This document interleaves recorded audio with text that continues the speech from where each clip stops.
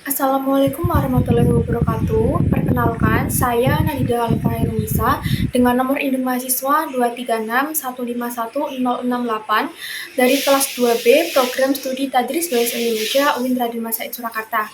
Di sini saya akan menjelaskan kembali mengenai sejarah sastra Indonesia untuk memenuhi ulangan tengah semester dari mata kuliah sejarah sastra dengan Ibu dosen Sri Lestari, Magister Pendidikan.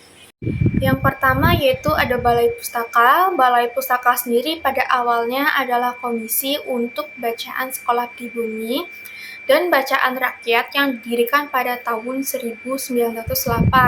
Komisi ini dimaksudkan untuk memerangi bacaan liar yang banyak beredar pada awal abad ke-20-an. Lalu institusi Balai Pustaka memberikan pertimbangan dan juga turut memberi pertimbangan kepada negara kolonial mengenai pemilihan naskah bacaan bagi perpustakaan sekolah dan masyarakat kolonial pada umumnya. Tugas utama Balai Pustaka adalah menyiapkan bahan bacaan bagi masyarakat, antara lain menggunakan hasil penelitian dan juga pikiran para ilmuwan orientalis. Balai Pustaka didirikan untuk memberikan bacaan kepada orang-orang yang pandai membaca, lalu yang tamat sekolah rendah, dan juga di samping itu Balai Pustaka didirikan untuk memberikan bacaan yang membimbing mereka supaya jangan terlampaui tertarik kepada aliran-aliran sosialisme atau nasionalisme yang lambat laun menentang pihak Belanda. Lalu Kepala Balai Pustaka Dr. D.H.R. Ringkes yang pertama mensyaratkan naskah-naskah tersebut harus netral mengenai keagamaan, lalu memenuhi syarat budi pekerti, lalu ketertiban dan politik yang kemudian dikenal Nota Ringkes. Berkenaan dengan kebijakan tersebut, hampir semua novel Balai Pustaka senantiasa memunculkan tokoh-tokoh Mesias atau Dewa Penolong yang merupakan tokoh Belanda. Jadi Dewa Penolong itu merupakan dari tokoh-tokoh Belanda tersebut. Lalu berdasarkan syarat-syarat naskah yang diterbitkan pada angkatan Balai Pustaka ini, menerbitkan naskah yang terkenal, yaitu salah satunya novel Siti Nurbaya pada tahun 1922. Ada Pujangga Baru pada angkatan 30. Pujangga Baru terbit sebagai reaksi atas banyaknya sensor yang dilakukan oleh Balai Pustaka terhadap karya tulis sastrawan pada masa tersebut, terutama terhadap karya sastra yang menyangkut rasa nasionalisme dan kesadaran bangsa. Sastra Pujangga Baru juga adalah sastra intelektual, nasionalistik, dan elitis. Karakteristik Pujangga Baru yaitu yang pertama mengandung nafas kebangsaan atau unsur nasional. Lalu yang kedua, bahasa sastra Pujangga Baru adalah bahasa Indonesia.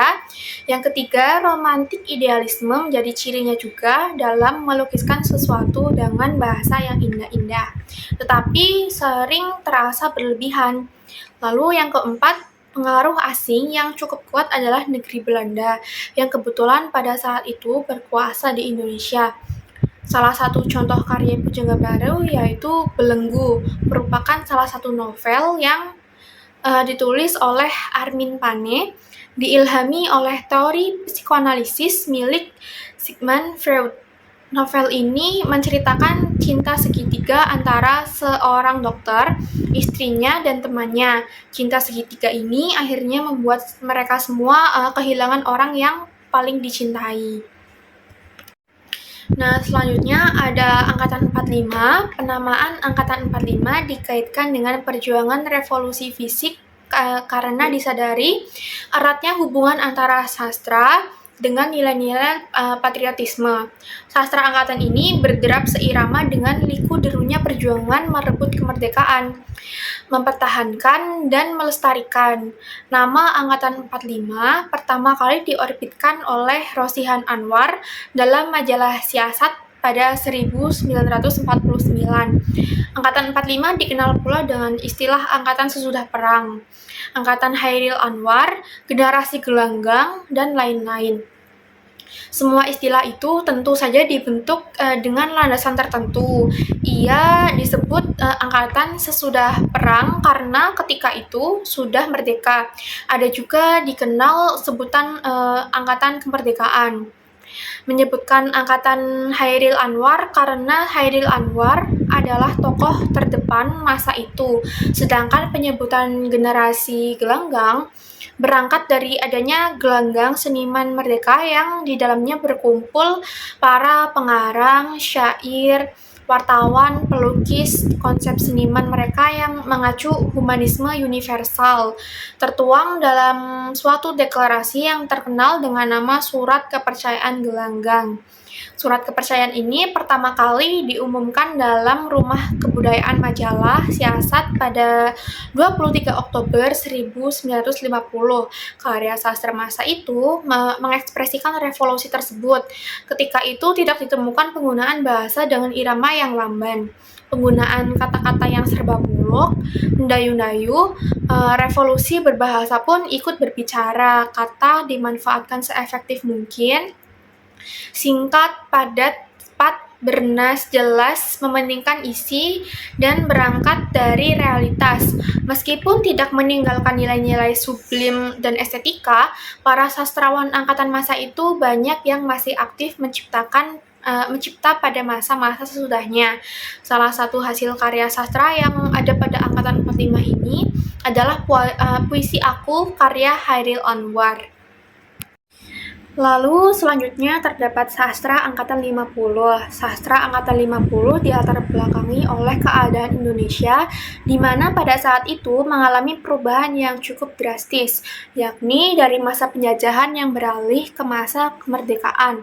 Dari perubahan itulah sastrawan mulai memikirkan ciri khas sastra pada angkatan 50-an dan masalah kebudayaan yang sedang dialami Indonesia untuk membedakannya dari angkatan sastra sebelumnya.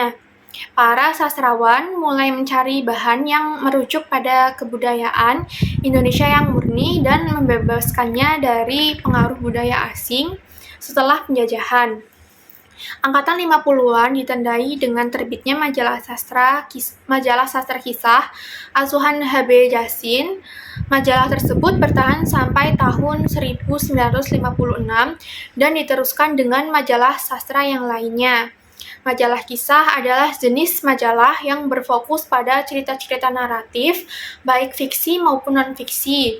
Biasanya majalah kisah memuat berbagai cerita pendek, artikel, atau liputan tentang kehidupan sehari-hari, pengalaman pribadi, atau peristiwa menarik dari berbagai sudut pandang. Salah satu sastrawan dan hasil karya pada angkatan ini yaitu W.S. Rendra dengan hasil karya sastranya yaitu Balada Orang-Orang Tercinta pada tahun 1957, lalu 4 kumpulan sajak pada tahun 1061, dan ia sudah bertualang pada 1963. Selanjutnya masuk pada angkatan 66, pada tahun 1966 di Indonesia terjadi peristiwa yang sangat penting. Peristiwa yang melahirkan angkatan 66. Angkatan 66 ini melakukan pendobrakan terhadap kebobrokan yang disebabkan oleh penyelewengan negara besar-besaran, penyelewengan yang membawa kehancuran total. Pada angkatan ini, kita dapat menyaksikan ledakan pemberontakan dari penyair-penyair, pengarang, dan cendekiawan yang telah lama dijajah jiwanya dengan slogan-slogan yang tidak sesuai dengan hati nurani. Sementara itu, konsep angkatan 66 adalah Pancasila sesuai dengan isi manifest kebudayaan yang telah diselewengkan pejabat pemerintah yang tidak bermoral kecuali moral untuk dirinya sendiri. Akibat dari politik yang dijalankan tanpa perhitungan itu adalah masyarakat yang mengalami keruntuhan mental dan spiritual. Hal itu yang memicu pemberontakan yang terjadi pada masa ini. Angkatan 66 sendiri membawa kesadaran nurani manusia yang bertahun-tahun mengalami kezaliman dan pemerkosaan terhadap nilai-nilai kebenaran dan ketidakadilan yang dilakukan tirani pemimpin bangsa sendiri. Kesusastraan 66 menghasilkan protes sosial dan protes politik terhadap pemerintah yang tidak bisa mengatur pemerintahan. Salah satu sastrawan yang ada pada angkatan ini yaitu ada A.A. Nafis dengan novelnya yang berjudul Kemarau dan Robohnya Surau Kami. Lalu yang kedua ada angkatan 70. Pada periode 70-an, pengarang berusaha melakukan eksperimen untuk mencoba batas-batas beberapa kemungkinan bentuk baik prosa, puisi maupun drama semakin tidak jelas.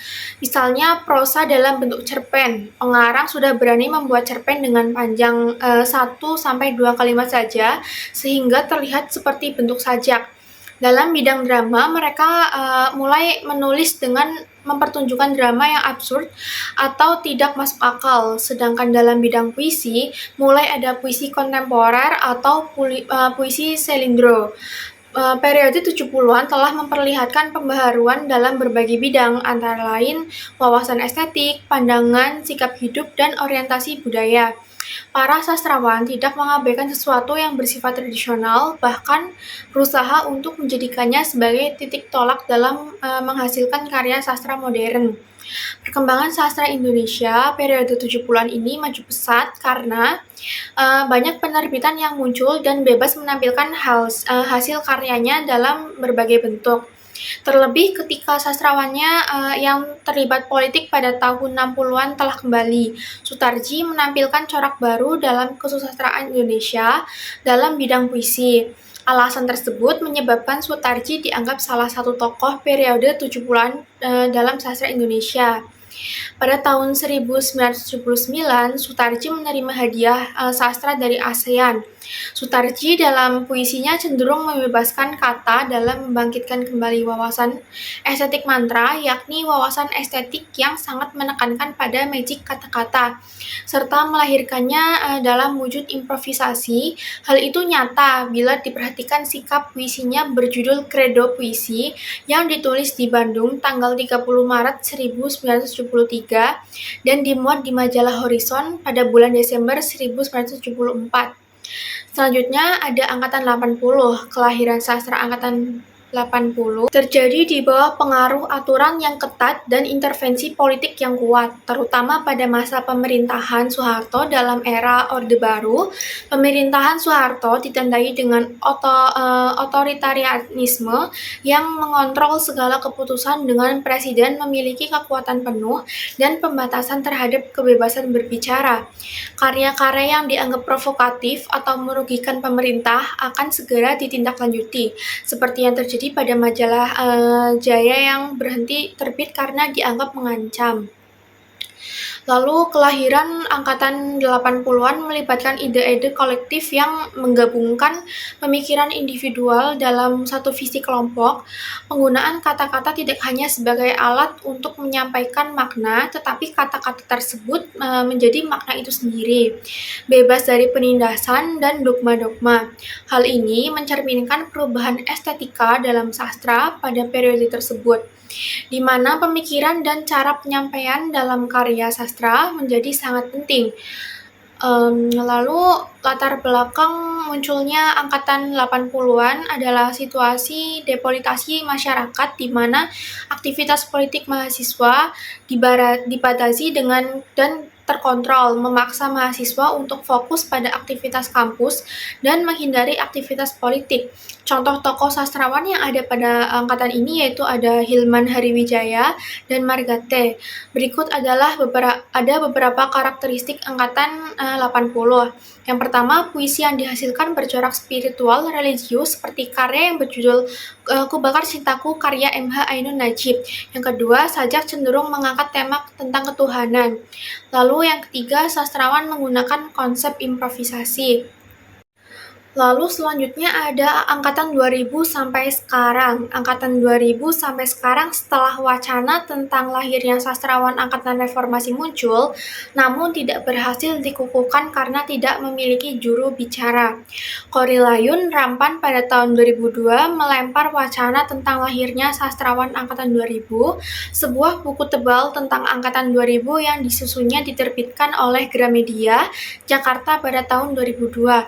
Contoh penulis penulis dan karya sastra angkatan 2000, yaitu ada Ayu Utami dengan hasil karyanya yaitu Saman pada tahun 1998 dan Larung. Lalu ada Andrea Hirata dengan hasil karyanya yaitu Laskar Pelangi. Selanjutnya adalah sastra cyber. Sastra cyber merupakan bentuk sastra yang berkembang seiring dengan perkembangan teknologi informasi dan komunikasi.